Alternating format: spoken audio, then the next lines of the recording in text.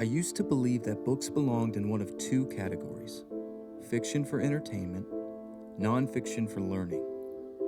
And for years, that belief dictated what I read. I decided that nonfiction books were more useful than fiction books. I don't think that I consciously created a hierarchy, but I definitely had one. Somewhere along the way, I convinced myself that the usefulness of a book boiled down to how directly its content could be applied to my life, right now, in this moment. If I read something and couldn't immediately see how it made me more intelligent, more productive, or more self-aware, it felt like a waste of time. And fiction, more often than not, fell into that category, so I stopped reading it. In a way, reading a book is like spending time with someone. When you read a nonfiction book or a self-help book, you're diving deeper into your own mind. You are hoping to glean nuggets of wisdom that you can integrate into your own being in order to grow and better understand yourself. However, when you read fiction, you are forced into the mind space of someone else. The characters are not talking to you. They are not talking about you. They're simply existing in their world, and you are simply observing. You can't respond. You can't refute their logic. You can't make suggestions on their next move. You must simply put yourself in their shoes and attempt to understand the complexities of their decisions. And in order to engage with the story in good faith, you have to at least try to empathize with the characters in it.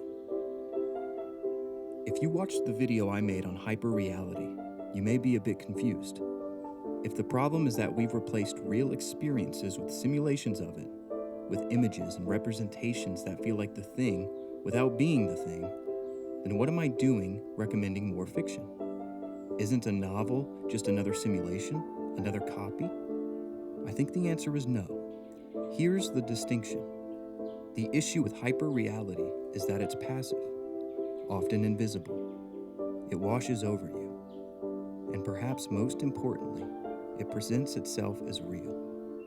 Fiction, real narrative fiction, sitting down with a story that you know is a story and engaging with it mindfully is an entirely different beast. It's not mindless consumption. It's closer to mindful observation and critical comprehension. Conscious recognition that although what you're reading is fiction, there may still be truth embedded within. There is a particular structure common to almost every narrative you've ever loved. A protagonist sets out toward something. They make mistakes. They fail. They arrive at some point of growth, sometimes hard-won, sometimes quiet. And by the end, they are not who they were at the beginning. When we read these stories, we root for these characters. We rejoice when they reach the finish line, because we were there with them for every step. We know what it cost them. Even when the character makes mistakes, the context surrounding their background often urges us to offer them grace, because we have a hopeful recognition that these mistakes might force the character to grow by the end of the story. And often, they do. The perceived fullness of our understanding of a character compels us to consider why they do what they do.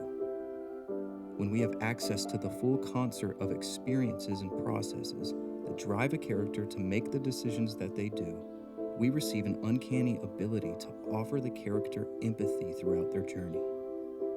In this way, narrative gives us a unique insight into the mind of another that our real life often struggles to offer. In real life, the only context we ever have for why someone behaves the way they do is the context they choose to give us. And for most people in our lives, that's very little. The core of someone's motivation, their fears, their burdens, their history, usually stays hidden.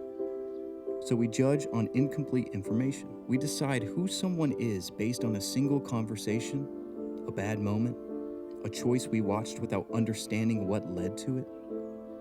In 2013, two researchers in the Netherlands, Bal and Veldkamp, studied what happens to readers when they emotionally connect with a story.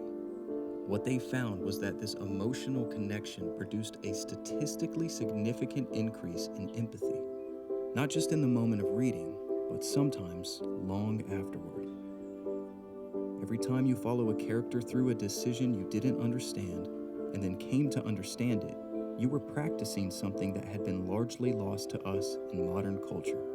Seeing the world through someone else's logic and finding coherency in it. Not agreeing with it necessarily, just being able to see the through line. That's empathy.